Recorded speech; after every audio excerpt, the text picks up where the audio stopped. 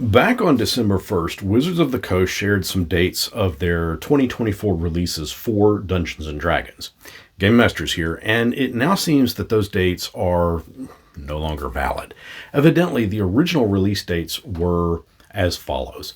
The 2024 core rulebooks, that's the Player's Handbook, DM's Guide, and Monster Manual, were to release on May 21st, which of course these three books would allow one to run and play the core of the Dungeons & Dragons game.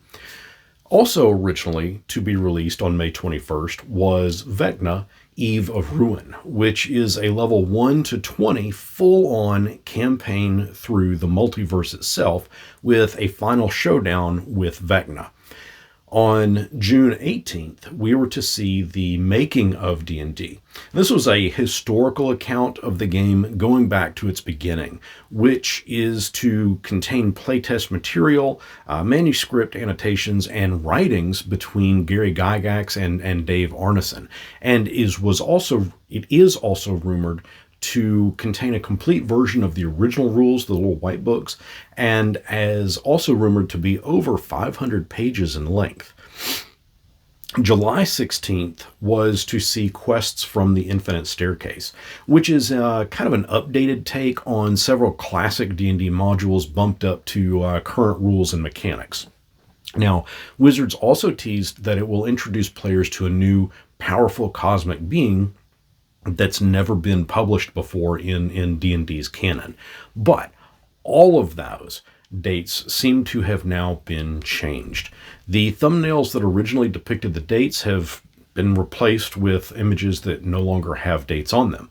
But we also are aware of another release, an update to the classic module Lost Caverns of Saj-Kanth. But it is also likely that this release will be in digital format only through D&D Beyond, and no date has been provided for that one. The only book release that we are aware of that Wizards has confirmed is the Book of Many Things, which is due out today, actually, in physical format, according to their website.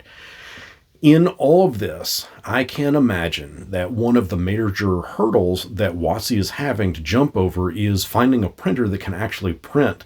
Assume that they stuck to their original dates, May 21st. That would have seen 3 core books plus a Vecna book released. That's a lot of books and a lot of pages for a printing company to produce all at once.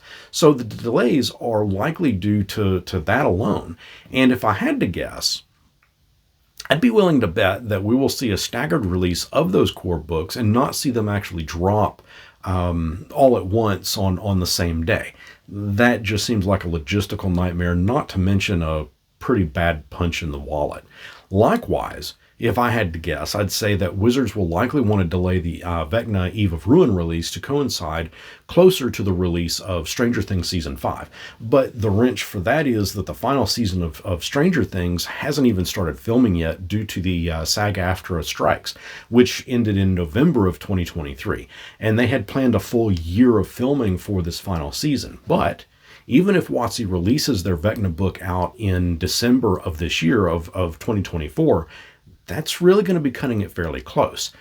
I could be way off on the mark on this one, but from a marketing standpoint, it makes sense for them to want to release Vecna side by side, or at least close to enough side by side with Stranger Things Season 5. Before I jump into the break out your tinfoil hat part of the video, I want to thank these 2024 supporters. Their contributions to this channel have made it so that I don't have to take on sponsored ads for this video. And if you'd like to contribute by becoming a Patreon or YouTube member, I'll leave a link down in the description. And of course, I'll add your name to this ever-growing list of supporters. Okay. Break out your tinfoil hats. I'm going to throw this out there.